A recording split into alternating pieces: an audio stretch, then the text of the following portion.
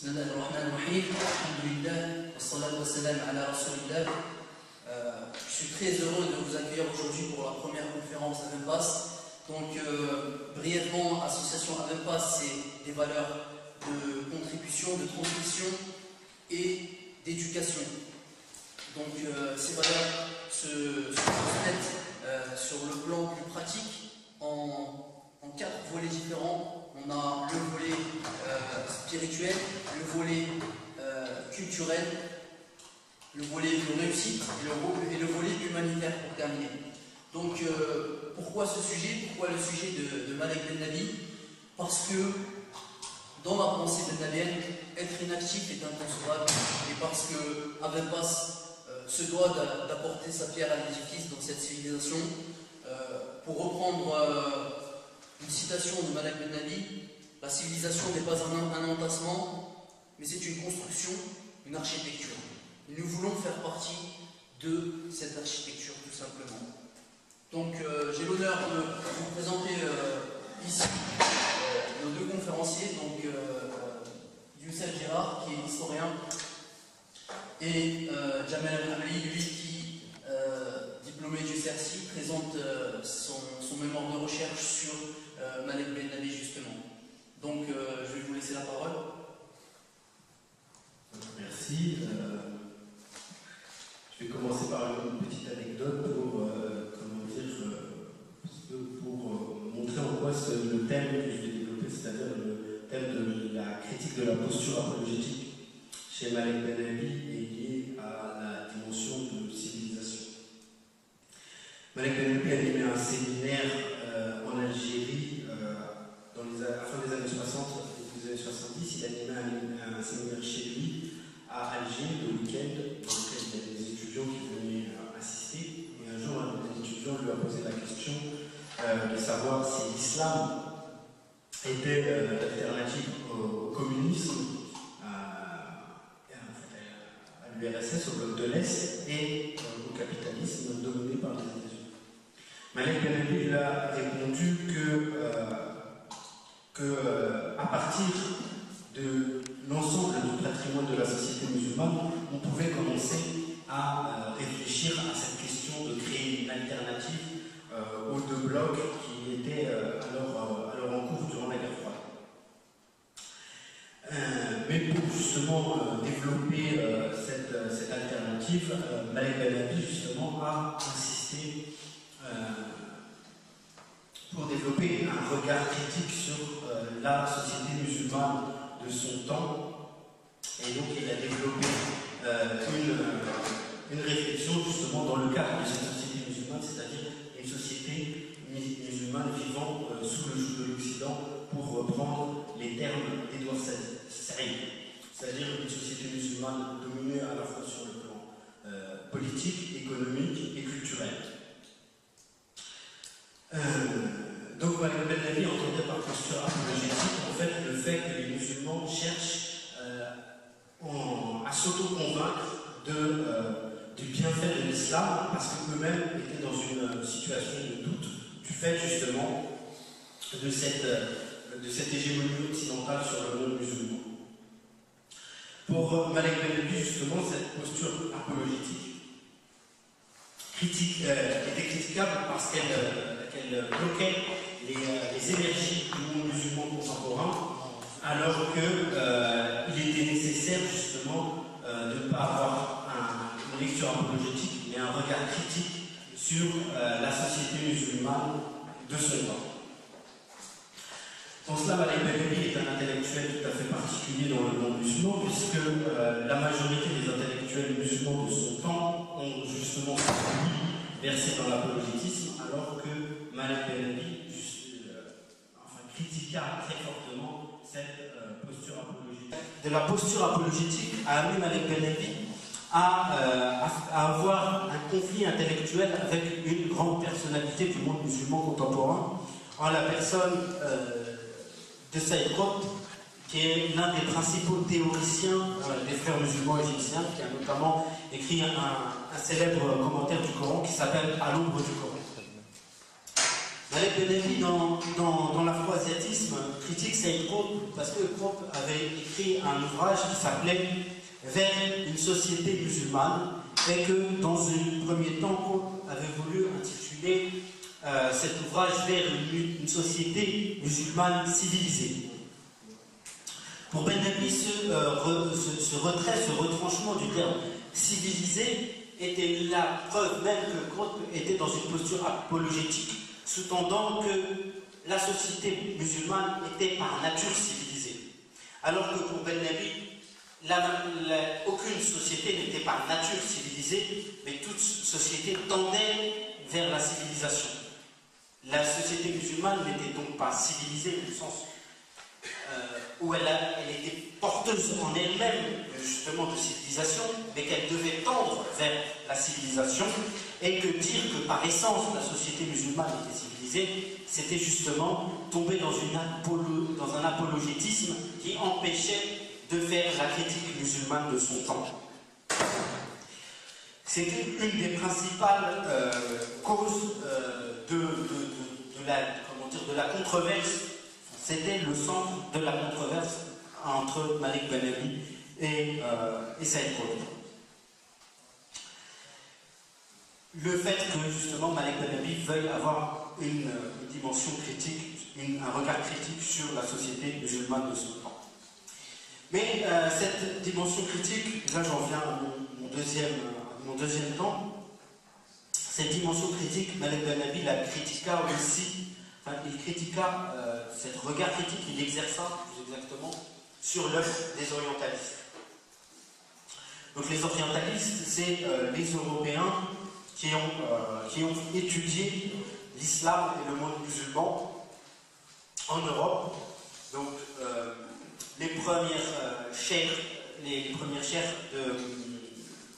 d'études de langue arabe ont été constituées à la suite du concile de Vienne en 1300 et des poussières, je ne sais plus la date exactement, et donc sur une vocation de l'Église. Donc c'était pas une étude désintéressée du monde musulman, mais c'était une étude qui avait un sens idéologique profond, qui s'inscrivait dans la politique de l'Église pour combattre l'islam et le monde musulman. Cet orientalisme après s'est développé, et notamment durant la période coloniale a été une des armes principales de la colonisation pour connaître et produire, pour connaître, mais aussi pour avoir un pouvoir sur la société musulmane de son temps. Sur l'orientalisme, je vous renvoie sûrement à l'ouvrage que vous connaissez, le célèbre ouvrage d'Edouard Said sur l'orientalisme. Donc Malik Ben Nabi, dans l'orientalisme contemporain, distinguait deux grands courants. Il distinguait d'abord le courant des orientalistes polémistes, donc des orientalistes qui s'attaquaient ouvertement à l'islam, qui s'attaquaient ouvertement à la culture musulmane, à la société musulmane, à la civilisation musulmane, dans un but intéressé qui était celui de soutenir la domination occidentale. Et il distinguait un autre orientalisme, celui qu'il appelait l'orientalisme apologétique, au sens où il était apologétique simplement parce qu'il était un minimum désintéressé, contrairement à l'autre qui était totalement lié aux intérêts de l'Occident impérialiste. Mais contrairement à ce qu'on pourrait croire, Malik Ben Nabi, donc il s'est intéressé à l'orientalisme, je ne vous l'ai pas dit, dans un article qu'il a publié dans le magazine qui paraissait à l'époque en Algérie, qui s'appelait Révolution algérienne, en 1968. Donc, à cette époque-là, justement, Malik Ben Nabi, dans cet article-là, cette étude, c'est un long article qui est paru en deux volets dans la revue. Dans cet article, il s'intéresse non pas à l'orientalisme polémique prioritairement, mais à l'orientalisme apologétique. Parce que pour Malik Ben Nabi, le plus grave problème pour la société musulmane, parce que ce qui l'intéressait, c'était comment la société musulmane recevait ces deux formes d'orientalisme, mais non pas l'orientalisme en tant que tel, ça, à la rigueur, il s'en moquait, c'était une étude qui a été faite pour les sociétés européennes, qui n'était pas faite pour les sociétés musulmanes. Ce qui l'intéressait avant tout, c'est comment cet orientalisme était reçu par les sociétés musulmanes. Et donc, pour lui, ce qui fait le plus problème, ce n'est pas tant l'orientalisme polémique, parce que l'orientalisme polémique, il nous dit que les sociétés musulmanes étaient finalement armées contre cet orientalisme polémique. Le fait que des gens arrivent, si je puis m'exprimer ainsi, avec leurs gros sabots et disent que les musulmans sont des barbares, les musulmans savent très bien se défendre contre ça parce qu'ils n'ont pas, ils n'écoutent pas ces gens-là, ils n'ont pas de, ces gens-là n'ont pas de prise globalement sur le cerveau des musulmans. Par contre, ce qui posait problème à Malek Ben Nabi, c'est l'orientalisme apologétique, parce que justement, il nous dit que les sociétés musulmanes n'étaient pas prêtes à recevoir cet orientalisme apologétique, elles n'étaient pas suffisamment armées, disposées à le recevoir de manière critique. Elles n'avaient pas compris, elles n'étaient pas suffisamment mûres, les jeunes intellectuels musulmans, pour le recevoir. Notamment, ces jeunes intellectuels musulmans, les intellectuels bilingues notamment, ceux qui maîtrisaient soit l'anglais soit le français, donc principalement le français au Maghreb et au Liban, et l'anglais au Mashrek, notamment en Égypte. Cette jeunesse intellectuelle que connaissait très bien Malek Ben Nabi, puisqu'il faisait partie de cette jeunesse intellectuelle bilingue. Lui-même parlait les deux langues, il avait été scolarisé à la Médersa de Constantine qui enseignait dans les deux langues, donc il connaissait très bien cette catégorie de jeunes intellectuels musulmans. Il nous dit que justement ces jeunes intellectuels musulmans n'étaient pas prêts parce qu'ils vivaient dans une situation de dominée intellectuelle et qu'ils avaient développé un complexe d'infériorité vis-à-vis du monde musulman, et que donc dès qu'un occidental parlait en bien de l'islam et de la culture musulmane, ces jeunes musulmans se ruaient sur les écrits de ces orientalistes apologétiques pour s'abreuver de leurs écrits sans même les critiquer. Ben Nabi lui-même dit avoir lu pour la première fois l'œuvre d'Ibn Khaldoun, dont la traduction du Baron de Slam, qui était la première traduction en langue française de l'œuvre d'Ibn Khaldoun, lorsqu'il était justement étudiant à la Médersa. Donc cette œuvre des orientalistes apologétiques sur la jeunesse musulmane, pour Ben Nabi, elle a eu un effet salutaire au sens où elle a eu pour cause de réhabiliter la culture musulmane au sein de cette jeunesse, parce que cette culture était dénigrée. Mais elle a eu en même temps l'effet contraire, c'est-à-dire de renvoyer cette jeunesse musulmane, cette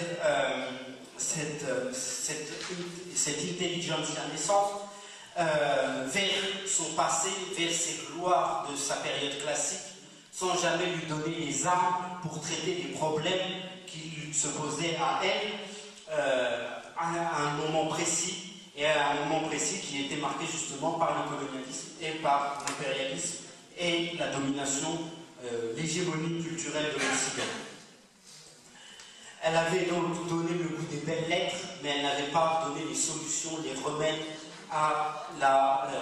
pour venir à la rescousse, si vous voulez, d'un monde musulman souffrant.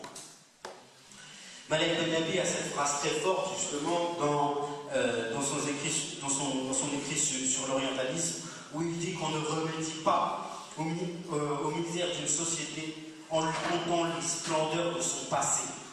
C'est-à-dire qu'on ne vient pas, on ne résout pas le problème de la société musulmane en s'intéressant, en se passionnant, en ayant uniquement les yeux rivés sur les faces de la société de l'Andalousie médiévale, enfin médiévale selon la chronologie occidentale.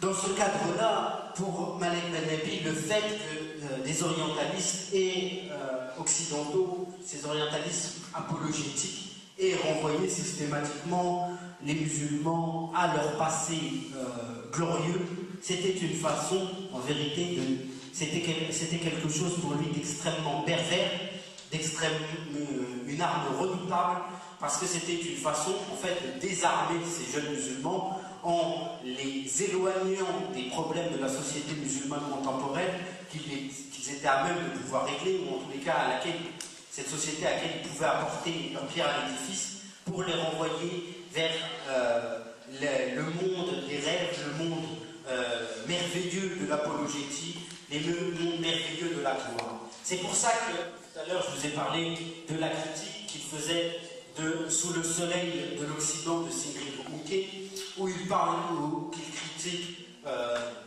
extrêmement sévèrement, parce qu'il dit que cet ouvrage qui a une influence sur la jeunesse musulmane, qui fait l'apologie de la société musulmane classique, a uniquement pour effet de renvoyer la jeunesse musulmane vers son passé sans jamais la questionner sur son présent.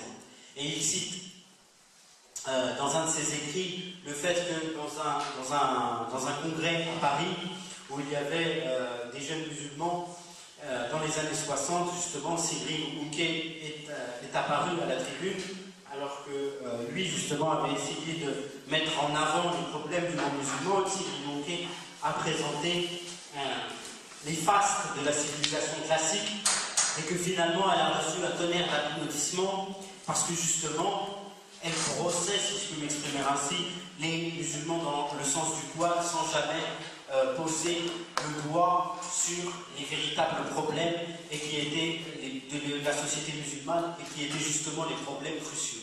C'était une façon de détourner les musulmans du problème auquel ils devaient faire face. Donc pour Malek Ben-Nabi, l'orientalisme, dans sa version polémique comme dans sa version apologétique, était pour lui ce qu'il nomme un viol des consciences de la société musulmane, et il concluait son article sur l'orientalisme par ces mots très forts en nous disant que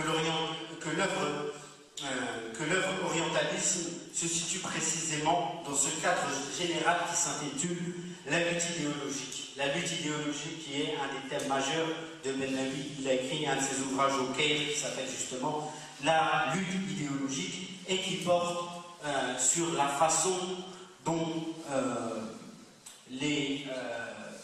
ce qu'on appellerait aujourd'hui les think tanks occidentaux, ce que lui appelait le psychological service, produisent des idées pour justement maintenir les musulmans sous le joug de l'Occident.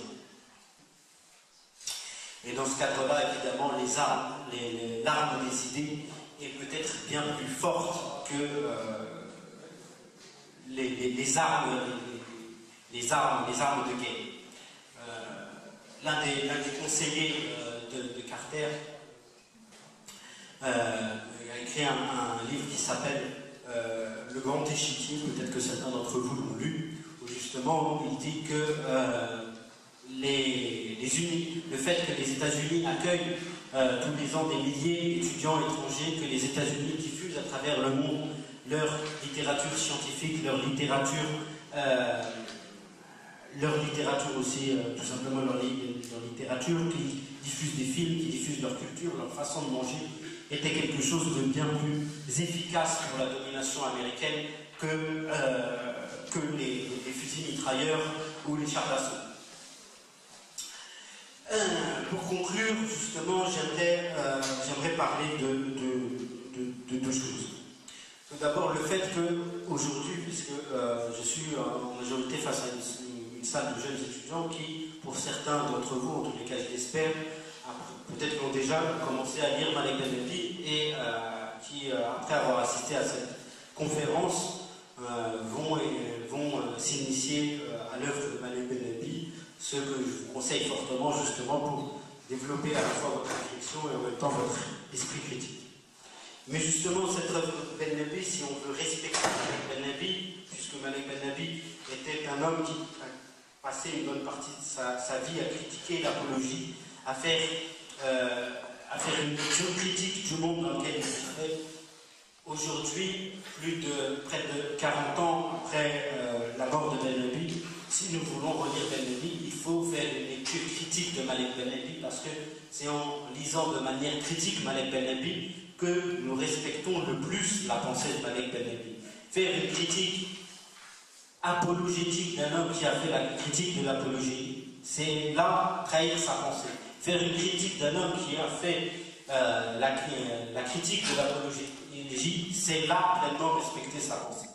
Donc aujourd'hui, si vous lisez Malek Ben-Nabi, j'espère que vous lirez Malek Ben-Nabi de façon critique, avec les outils pour ceux notamment qui font des sciences humaines, des sciences humaines. L'autre dimension que je voulais mettre en avant, justement, dans la critique de l'apologie de Malek Ben-Nabi, c'est justement de remettre dans le projet global, mettre, comme je l'ai fait un peu au début, la critique de l'apologie chez Malek Ben-Nabi dans le projet global que défendait Malek Ben-Nabi, c'est-à-dire un projet global de rupture avec la dépendance des sociétés musulmanes vis-à-vis de l'Occident, pour avoir une indépendance pleine et complète.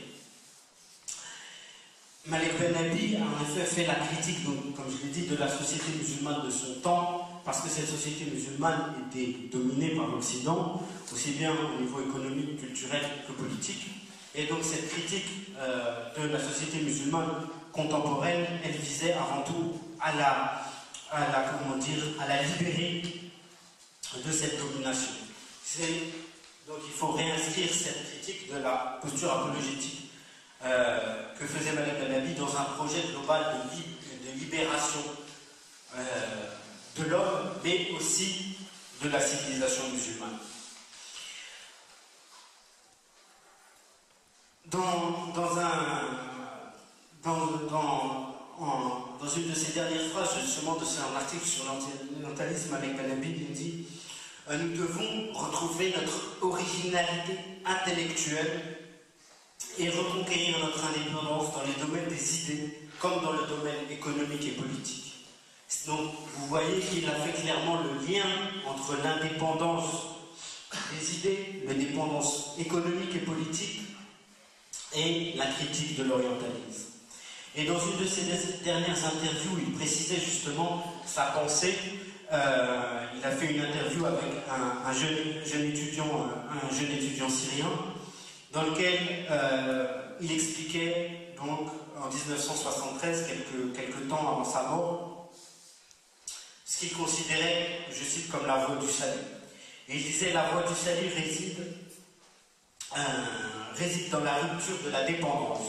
Rupture de la dépendance sous toutes ses formes à l'égard de la civilisation occidentale. Il ajoutait, nous dépendons d'eux, les Occidentaux. Nous vivons à leur projet. Tant que nous demeurerons dans pareille situation, point de salut, ni de renaissance. C'est cette indépendance d'esprit qu'il veut cultiver si justement nous voulons respecter pleinement le projet de l'homme et de le projet civilisationnel de Malek Ben-Nabi. Juste un dernier mot. J'ai dit que Malek Ben-Nabi voulait faire dans sa pensée la distinction entre l'islam spirituel et l'islam civilisationnel. Cette distinction est fondamentale, mais elle répond en vérité à un impératif islamique et moral qui est directement tiré du Coran et qui est le fait que l'homme musulman devait s'engager à la fois dans la critique mais aussi dans la construction de la société de son temps, notamment, et donc cet impératif qui est directement coranique, puisque le Coran nous enjoint de témoigner devant l'humanité. Et insistant sur cette notion de témoignage, Malek Ben-Nabi écrivait que le musulman est obligé de vivre au contact du plus grand nombre d'êtres humains, en contact de leurs problèmes. Donc, justement, comme Malek Ben-Nabi disait que nous devons vivre au contact du plus grand nombre et des problèmes du plus grand nombre, de ce que le Coran appelle el-Mustadafin, c'est justement pour régler leurs problèmes. Et régler ces problèmes-là, c'est à partir justement d'une critique de la société musulmane telle qu'elle est. Je vous remercie. Très bien. Inch'Allah, nous allons passer maintenant au deuxième conférencier, qui est Jamel El-Hamli, qui est à ma droite, comme vous pouvez le constater. Donc Jamel El-Hamli qui est déjà diplômé du CRC et qui à présent prépare un mémoire sur Malek Ben Ali justement à l'université ouverte de Catalogne. Donc à toi Jamel de nous expliquer un peu plus en détail la pensée de Malek Ben Ali. Je tiens à présenter mes excuses pour les quelques minutes de retard et je salue Sidi Ali pour sa capacité à rebondir très vite et avoir fait intervenir Youssef Gérard. Je remercie également. Salam alaikum. Donc je tiens à remercier tout d'abord l'ensemble de l'équipe Avenpass pour l'organisation de cette conférence et en particulier Sidi Ali et Mohamed Kazmi. Je pense que ça doit être une des premières en France, donc en université française, une première en France, une première conférence sur Malek Ben Ali en France. Je pense que voilà, il fallait le noter en tout cas. Je remercie également donc, le public également qui a fait l'effort de venir un vendredi soir, après une semaine, je pense, difficile. Donc, j'espère, en tout cas, après mon intervention, en tout cas celle de Youssef, Inch'Allah, nous aurons un débat à la fois fructueux et chaleureux. Donc, moi, aujourd'hui, je vais parler de la pensée de Malek Ben Ali, donc, dans une problématique précise. Donc, l'homme, condition de réussite du projet civilisationnel chez Malek Ben Ali. Donc, je rappelle, l'intérêt de la pensée de Malek Ben Ali, c'est qu'à la fois, elle a été ignorée de son temps, comme Youssef a pu le rappeler, et à la fois, elle est d'une actualité saisissante. Donc, je pense qu'elle nous parle tous, et je pense qu'elle parle à tout étudiant, en tout cas, qui est présent ici dans la salle. Donc nous sommes en tout cas d'accord autour de cette table pour dire que cette conférence, c'est une introduction à la pensée de Malek Ben Ali. Et en tout cas, c'est également une invitation en tout cas à le lire. Et je rejoins Youssef Gérard par rapport à cet appel, justement, à cette invitation à lire Malek Ben Ali. Je pense qu'il n'est pas encore assez lu. Il commence à y avoir un mouvement, il y a d'autres associations comme Renovo, je salue son président qui est ici, donc qui organise des événements, donc il y a des prémices en tout cas d'engouement autour de la pensée de Malek Ben Ali, et en cela c'est encourageant. Donc l'un des objectifs de la civilisation islamique que Malek Ben Ali a bien ciblé, c'est pour la civilisation islamique, c'est cet objectif de créer des hommes qui marchent dans l'histoire, qui utilisent à la fois le sol et le temps, ainsi que leur capacité pour atteindre leur but. C'est pourquoi je vous propose, si vous voulez bien, un plan en 4 parties. Donc, la première partie sera une analyse historique de la civilisation islamique. Donc, on va essayer d'introduire, si vous voulez, à la philosophie de l'histoire de Malek Ben Ali. Donc, parler des différentes phases de la civilisation islamique, grandeur et décadence. Ensuite, on parlera également de la tentative de la Mahda, justement, ce mouvement de renaissance, et le bilan que Malek Ben Ali fait. Pour lui, si vous voulez, le mouvement de Mahda, c'est soldé sur un échec. On le verra tout à l'heure. Donc en grand 2, on parlera de la problématique de la civilisation.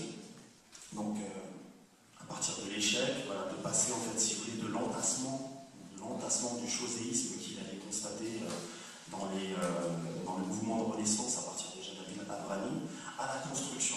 Et donc on verra qu'il donne à la fois une définition singulière de la civilisation et qui le définit de manière très claire les 4 composantes d'une civilisation. On verra en 3e partie que le renouvellement de l'homme est au cœur même du projet civilisationnel de Malek Ben Ali. Et enfin, en 4e partie, on verra les différents obstacles qui se dressent, les différents écueils qui se dressent face à cette marche en avant, face à ce renouvellement de l'homme post-Almohadi. Donc, j'aimerais rappeler très rapidement, avant de passer à l'analyse historique de la civilisation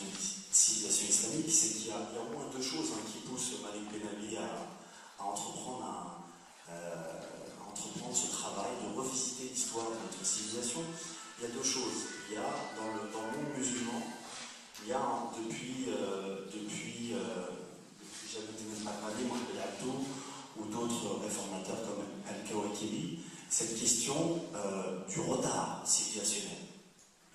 Il y a eu d'autres expériences du temps de Mehmet Ali, du temps de l'imam Tahtaoui, qui était venu accompagner plusieurs dizaines d'étudiants en France.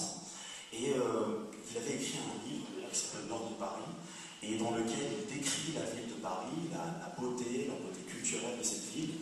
Mais on voit qu'à ce moment-là, dans les années 1830, 1830 et après, c'est pas forcément une question qui se pose dans le monde musulman. Elle se posera avec beaucoup plus d'acuité avec Al-Kawakili, Jamaluddin al-Afghani et Mohamed al-Aqi.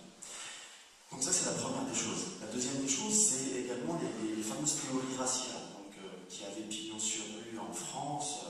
On se souvient également de certaines thèses d'Ernest Renan, Gobineau, ou même le darwinisme social, c'est-à-dire qu'il y a Darwin qui a commencé à hiérarchiser les différentes espèces. Finalement, il y a eu un darwinisme social, ce qu'il avait commencé à entreprendre avec les animaux, les mammifères. Ils ont poursuivi, si vous voulez, le travail le travail à l'échelle humaine. Et donc, on a commencé même dans les grandes universités, on a commencé à hiérarchiser à la fois les races et les cultures. Et il y avait une idée très courante dans l'Algérie coloniale, c'était de dire que l'islam était la principale cause du retard civilisationnel des musulmans et de l'Algérie de manière générale. Donc, ça, c'est véritablement les plus grandes causes qui le poussent en tout cas à revisiter l'histoire de notre civilisation. Et donc, j'en viens à ma partie 1, c'est-à-dire l'analyse historique, ici de 3 grandes phases. Donc la phase de l'âme, la phase de la raison et la phase du déclin. Donc la phase de l'âme, pour lui, si vous voulez, c'est le point de départ, donc c'est le point d'une civilisation. Pour lui, toute civilisation part à la fois de l'intrusion dans le temps humain d'un dieu ou d'un mythe. Et en cela, toutes les grandes religions n'échappent pas à la règle. Malik Ben-Abi citera également le christianisme. Donc il y a cette idée coranique qui fait irruption dans la société quraïchite. Et il faudrait s'arrêter quelques instants quand même sur l'effet, si vous voulez, miraculeux, mais en même temps, on peut également analyser objectivement les influences que ça a pu avoir. Ce qu'il faut savoir, et je le rappelle, parce que je pense qu'on a tous ces connaissances-là, si vous voulez, le peuple arabe, le peuple de Quraysh, c'était un peuple de commerçants, c'était un peuple, il y avait une société tribale, il y avait un peuple qui vivait du commerce, qui vivait également de pèlerinage, c'est-à-dire d'une position symbolique, stratégique, géostratégique. Et c'était un peuple qui était qui vivait un petit peu en vase clos. C'était un peuple qui n'avait pas forcément des envies de promouvoir une quelconque civilisation. Et donc le prophète de l'islam reçoit la révélation. Et il se passe quelque chose dans la société Quraysh, et ça ne laisse pas indifférent. Dans une société où on vend et on achète Dieu, un homme se dresse et dit à la société dans laquelle il vit et dans laquelle il est reconnu comme un homme bon, comme un homme pieux, comme un homme qui a une éthique, des valeurs. Cet homme-là vient dire aux dignitaires et à toute la société de Quraysh qu'il n'y a qu'un seul Dieu. Et à partir de là, va s'entamer tout un travail de pédagogie durant 23 ans, dans lequel finalement cette bataille intellectuelle, cette bataille spirituelle va être gagnée. Et finalement, c'est toute la société quraïchite qui va adhérer à cette nouvelle religion. Malik Ben-Abi insiste bien sur ces 3 premières années de la révélation, durant lesquelles il formera un groupe d'une 50aine de personnes. Selon les historiens, il y a une 50aine de personnes qui l'auraient formé.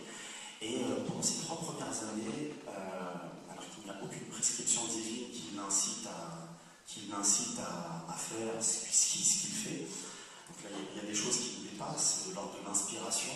Durant toutes les 3 premières années, il va former ce groupe d'hommes et de femmes.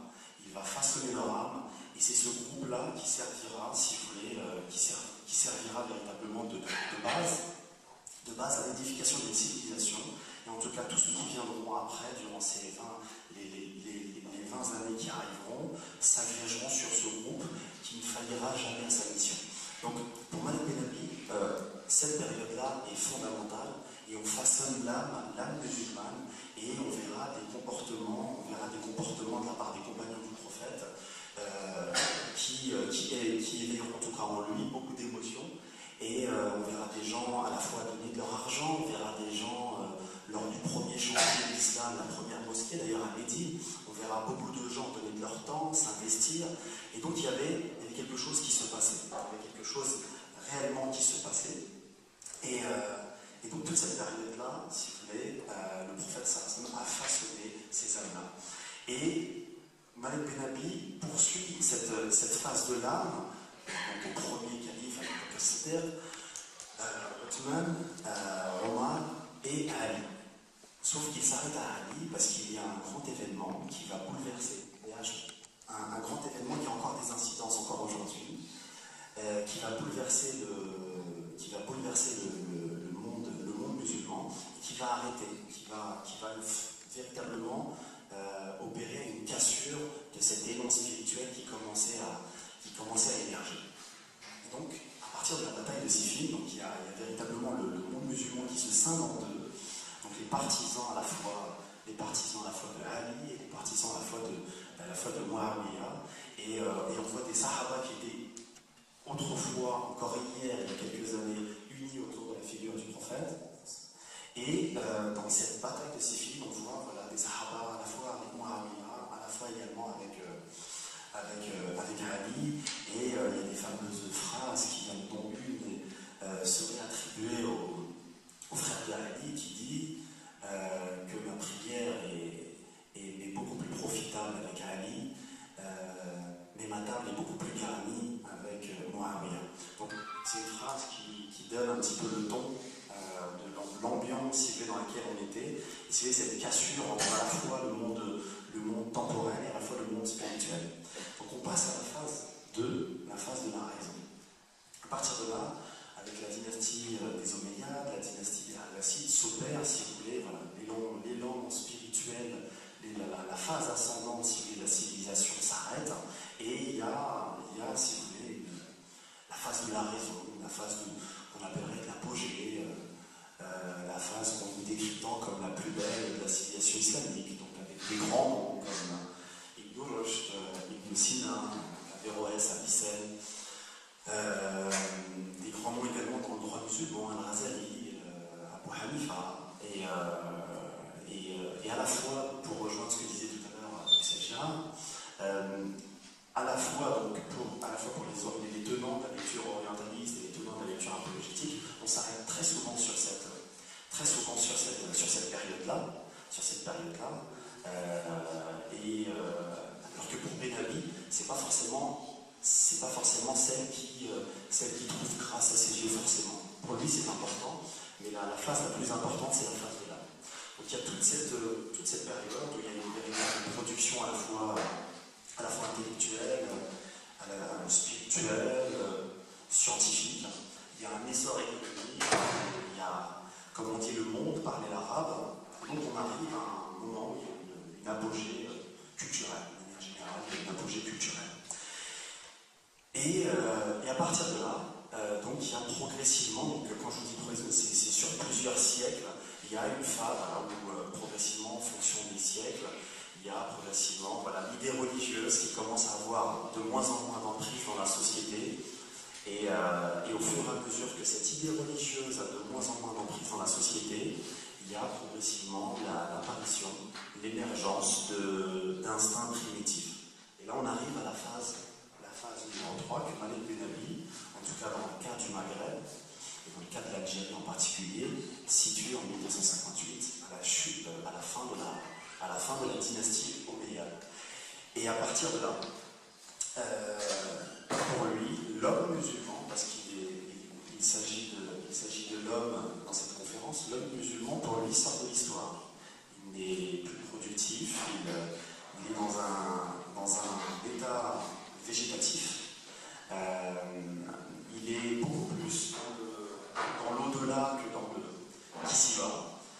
Et donc, à partir de là, l'homme est dans un état d'errance.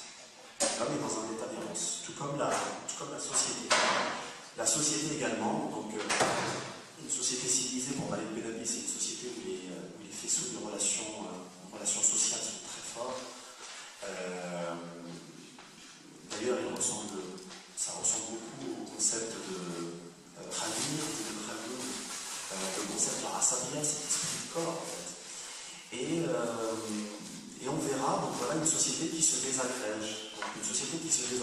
Donc une société qui était désagrégée avant même l'avènement, si vous voulez, de l'islam, et donc l'islam a permis, si vous voulez, aux musulmans de dépasser leurs identités tribales pour une identité spirituelle qui dépasse à la fois l'ethnicisme et le tribalisme qui était de vigueur. Il y a cette courbe ascendante, il y a une courbe qui se maintient, et au fur et à mesure que cette idée spirituelle n'a plus forcément de prise dans la société dans laquelle ils vivent, voilà, il y a des instincts primitifs, et on voit une société qui se dégrade, désagrège, et finalement une société qui s'était élevée au stade de la civilisation et qui revient finalement au stade tribal où l'homme et la société n'ont plus forcément de motivation haute, de motivation noble qui leur permettent de dépasser leurs propres conditions. On arrive dans ce qu'il appelle, et dans ce que Youssef a rappelé tout à l'heure, cet état de colonisabilité. Donc, la société, il définira deux concepts. Donc, après mai, en 1258, donc la fin de la dynastie des Almohades, il définira deux concepts. Donc, l'homme post-almohadien, qui sera cet homme décadent, l'homme décadent musulman, et la société post-almohadienne, qui sera cette société musulmane décadente.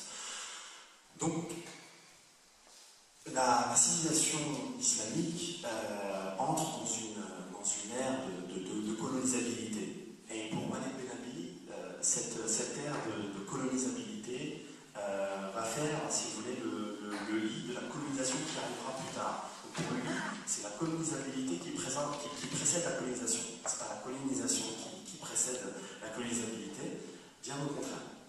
Donc on rentre dans un processus de colonisabilité. Va arriver voilà, cette colonisation, notamment dans le cadre de la pensée de Malik Ben-Abi, s'arrêtera sur 1830, le débarquement d'Alger. Et donc cette colonisation qui au départ n'était pas forcément pensée comme une colonisation, une France qui avait une dette vis-à-vis de l'Algérie, donc il y a un débarquement. Et Malik Ben-Abi reprend sa réflexion à partir de 1870, où il commence à voir une colonisation de gens qui n'ont pas forcément des Maltais, des Italiens, d'autres gens qui viennent, qui y a une espèce de colonisation de peuplement, et pas forcément avec des gens de qualité, pas forcément avec des gens qui respectaient à la fois les populations, pas forcément avec des gens qui respectaient à la fois leur spiritualité.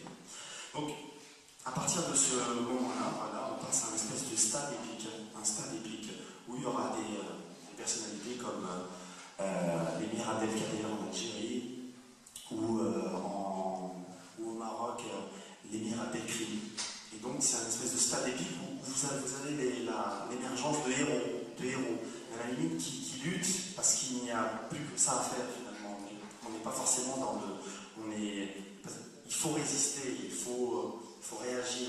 On n'est pas forcément dans ce que on n'est pas dans la perspective de Malik Ben-Abi, c'est-à-dire de construire. Là, il y a une invasion, il y a une colonisation violente, à la fois culturelle, à la fois intellectuelle, à la fois économique, et il faut réagir. Donc vous avez l'émergence de héros qui sont en train de lutter contre pour défendre un ordre, c'est-à-dire voilà, ce qu'il appelle l'ère de la tribu arabo-berbère, qui finalement, voilà, avec toutes ces personnes-là, ont clos cette ère de la tribu arabo-berbère. Et avant même Abdelkrim al-Khattabi au Maroc, donc au début des années 20, il y a un certain nombre d'idées dans le monde musulman qui germent, qui émergent, qui sont diffusées fois Jamaluddin Afghani, à la fois Mohamed Abdou, par rapport à un pan-islamisme, par rapport à d'autres idées également de nationalisme dans d'autres pays musulmans. Donc il y a une certaine émulation, il y a une certaine émulation intellectuelle, il parlera également, Malik Benabi parlera également du wahhabisme. Donc il y a un certain nombre d'idéologies qui font leur entrée dans l'histoire. Et donc voilà, c'est un mouvement, c'est une époque où il y a beaucoup d'instabilité. Beaucoup d'instabilité, en même temps beaucoup d'espoir. Et il parlera dès le début des années 20, autour des années 1925, de l'expérience de l'association des Ulama, donc fondée entre autres par Cheikh Ibrahimi, Ibn Badis, qui eux ont pu séjourner dans le monde musulman oriental. Et quand ils sont revenus avec ces idées justement de réformisme musulman, de la Nahda, et ils les ont diffusées, sachant qu'il y avait également d'autres idées bien avant en Algérie concernant le réformisme, et ça c'est un autre sujet. Et donc il y a une association des Ulama qui se crée et qui commence à opérer un véritable travail, un travail social, un travail à la fois spirituel dans la société. Donc il y a d'énormes chantiers et donc on prend à bras le corps tous ces défis qui se présentent, notamment le défi du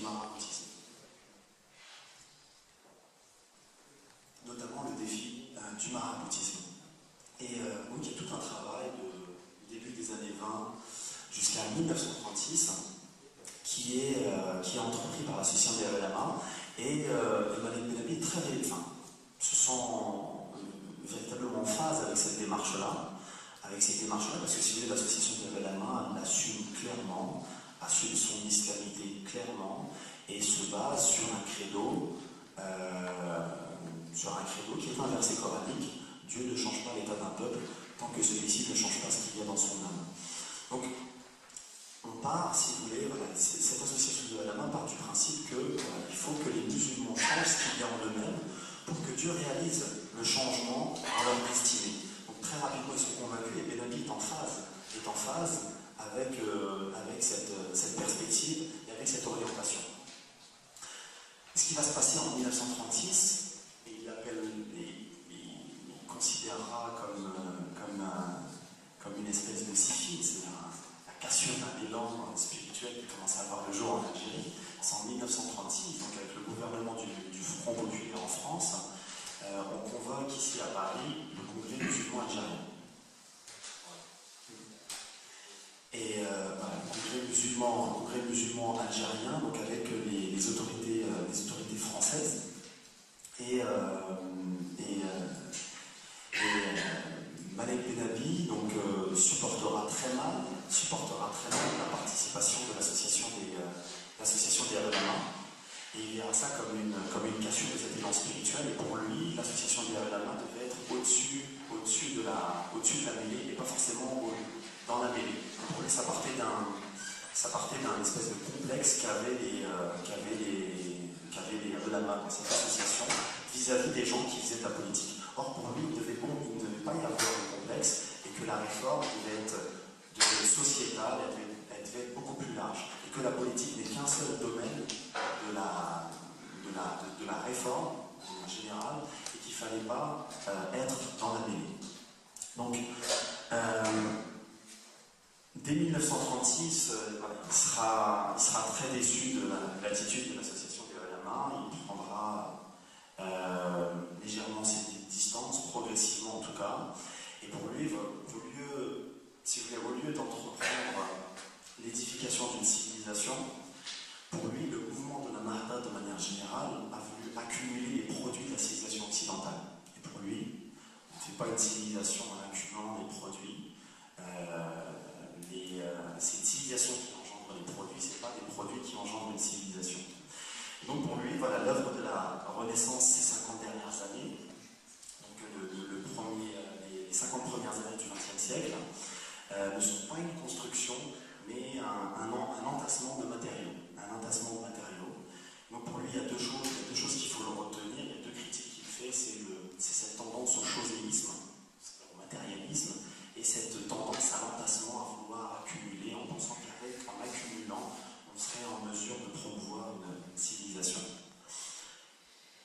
je passe à mon point numéro 2.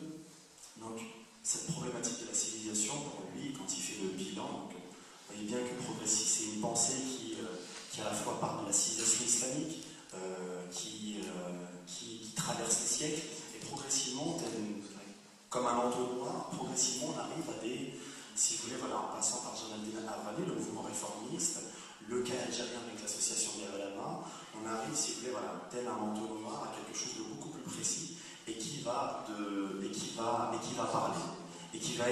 Et c'est ce qui lui permettra en tout cas de donner à la fois des définitions et des concepts très fonctionnels. Donc il y a une définition singulière de la civilisation. Donc pour Benabi, la civilisation est la possibilité de remplir une fonction.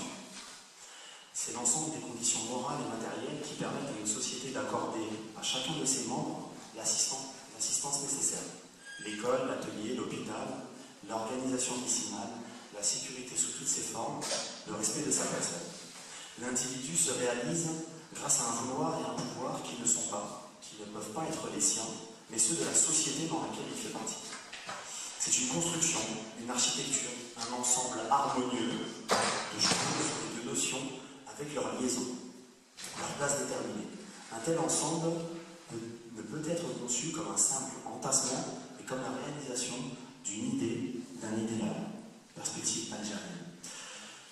Donc, voilà, pour lui, il donnera une fonction, il donnera une définition fonctionnelle de la civilisation. Et une civilisation, on en fait la promotion à partir des deux piliers de la civilisation, c'est à la fois le pouvoir et le vouloir. Si on veut qu'un groupe d'individus dans un territoire donné puisse entreprendre un travail d'édification de civilisation, il faut qu'il y ait un vouloir. Un vouloir et à la fois un pouvoir. Et pour lui, le vouloir précède le pouvoir. Donc autrement dit, les objectifs qu'on s'assigne, les finalités précèdent les moyens. Souvent, c'est peut-être la nature humaine qui veut cela, on a tendance à partir de nos moyens, essayer de définir des objectifs. Or pour lui, et la méthode benabienne, elle est qu'on doit d'abord, si vous voulez, savoir déjà qui on est, savoir ce que l'on veut, et ensuite, les moyens arriveront par la suite. Les moyens se créent, parce qu'il y a une dynamique. Dans la pensée de Benabi, il y a toujours cette idée de dynamique, cette idée de mouvement. Et donc il en vient également à la question, encore une fois de manière très pratique, et je pense qu'il faut en rester là, c'est pour lui comment on fait une civilisation. Donc quels sont, si vous voulez, les facteurs, quels sont les piliers d'une civilisation. Alors pour lui, il va en cibler 3. À la fois, donc le premier c'est l'homme, le sol et le temps. Donc c'est ce qu'il appellera les richesses permanentes.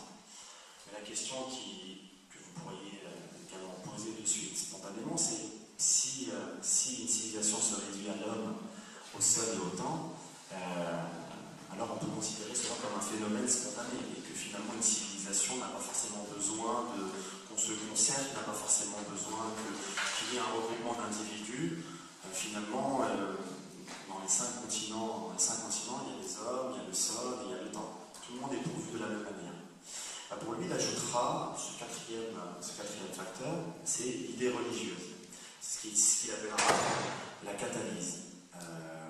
Et si vous voulez, cette idée religieuse, c'est ce qui mettra en branle, c'est ce qui permettra les connexions, c'est ce qui donnera en fait le principe de sens, à la fois pour l'homme, à la fois au sol également, à la conception qu'on a du sol, au travail que l'on effectuerait vis-à-vis du sol, et également le temps, le rapport que l'on aurait au temps.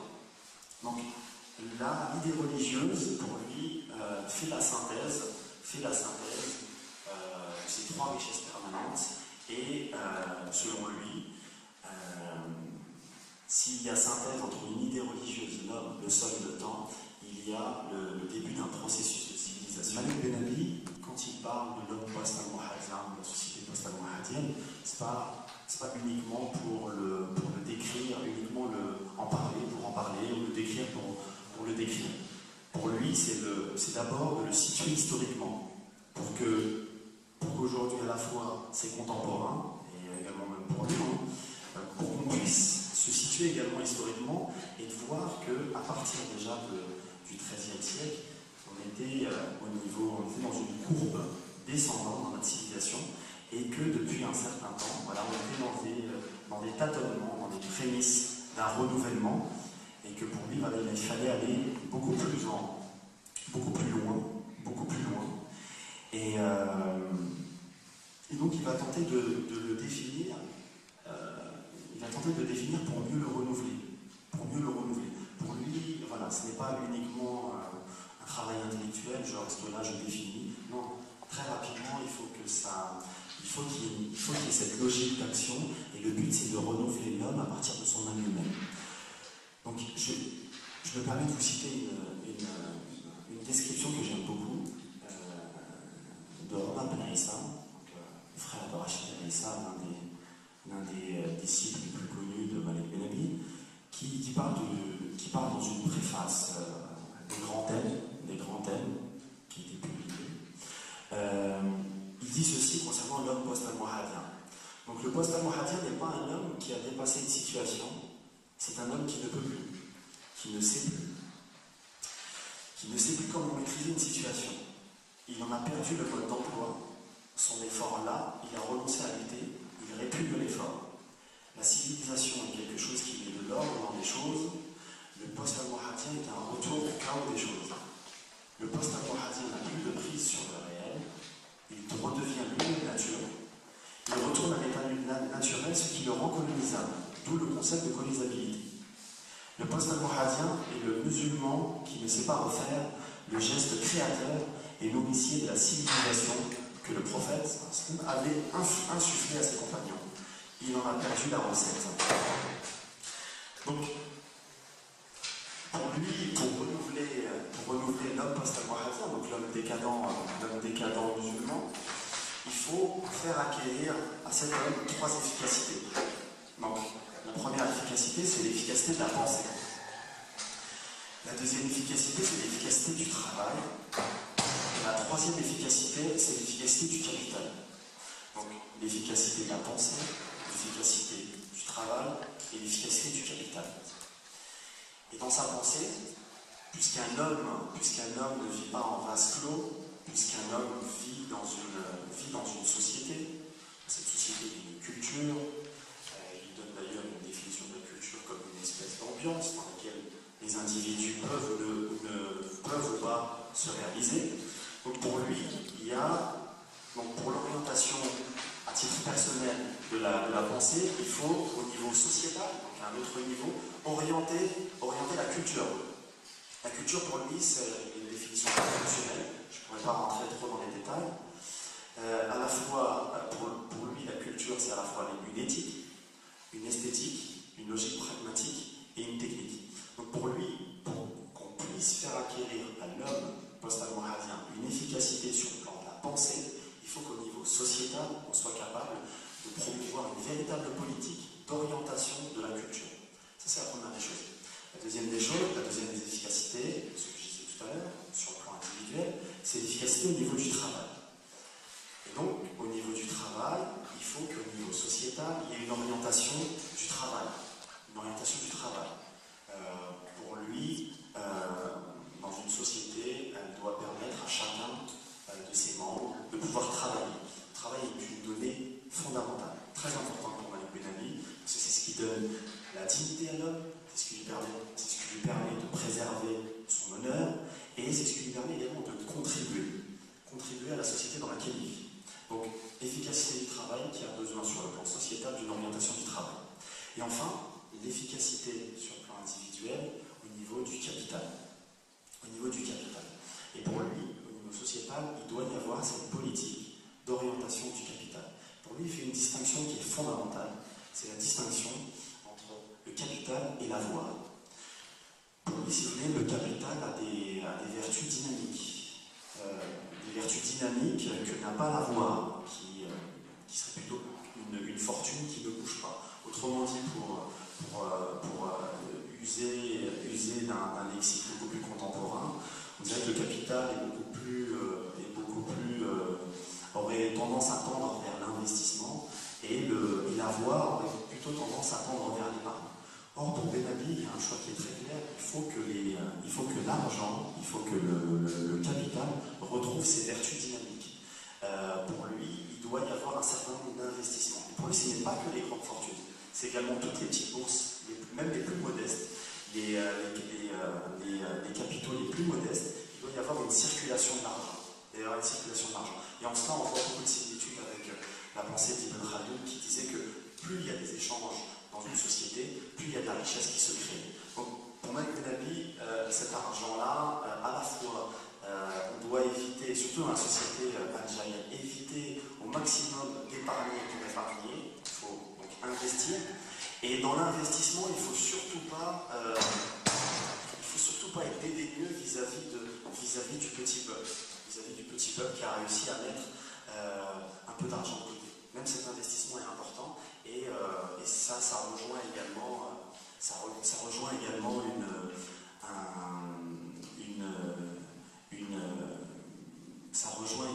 vous voulez, l'esprit même de l'islam qui consiste à dire que à travers le commerce, on rapproche les gens et on fait fructifier la richesse dans la société dans laquelle on vit. Donc, j'en ai fini avec ma partie 3. Donc, on a vu que le renouvellement de l'homme était au cœur du projet civilisationnel de la pensée de Malik Ben Ali. Et pour terminer, j'en viens aux obstacles qui peuvent se dresser dans ce processus de renouvellement de l'homme post-almohadien. Il y en a deux, j'en arrête là. Il y en a deux, il y a un facteur endogène et un facteur exogène. Le facteur exogène, c'est ce qu'il appellera le coefficient colonisateur, et le facteur endogène, c'est ce qu'il appellera le coefficient autoréducteur. Donc le coefficient colonisateur, Malik Ben Ali a une réflexion, une approche historiciste, une approche spiritualiste, mais il est également dans une démarche où c'est pas une pensée hors sol. Il sait pertinemment que l'Algérie est colonisée, que l'administration coloniale poursuit des buts parfois avouables, parfois non avouables, et que pour faire le lien avec ce que je disais en introduction, ce qu'on fait miroiter à cette population indigène, c'est qu'il va falloir, si l'indigène veut réussir dans la société post-almohadienne, il va falloir qu'il intègre deux choses. La première des choses, c'est qu'il va falloir qu'il accepte cette politique assimilationniste de la France, de manière très claire.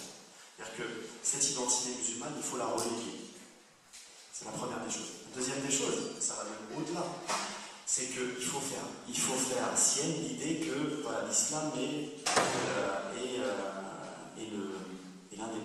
l'une des principales causes du retard des musulmans.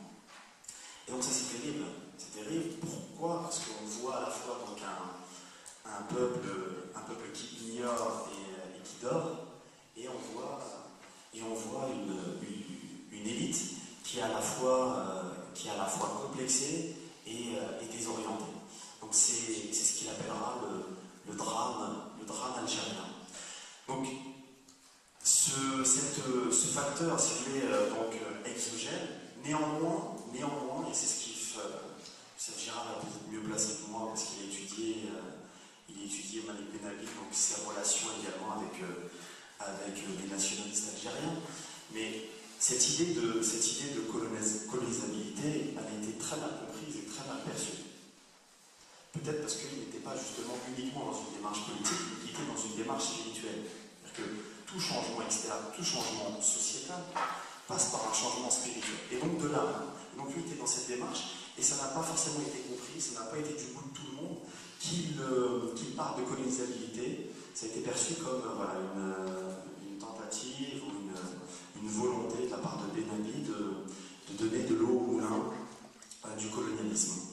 Et donc il est conscient également, voilà, la colonisation également entretient cette colonisabilité à travers le maraboutisme, par le choix également de certains courants de pensée de l'islam par rapport à d'autres, par la promotion donc, de la politique, des droits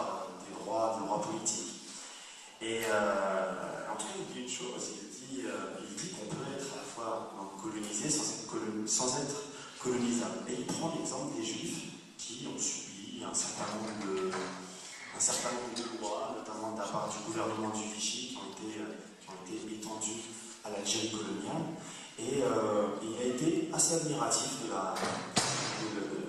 des élites juives dans ce moment d'épreuve qu'a vécu la communauté juive.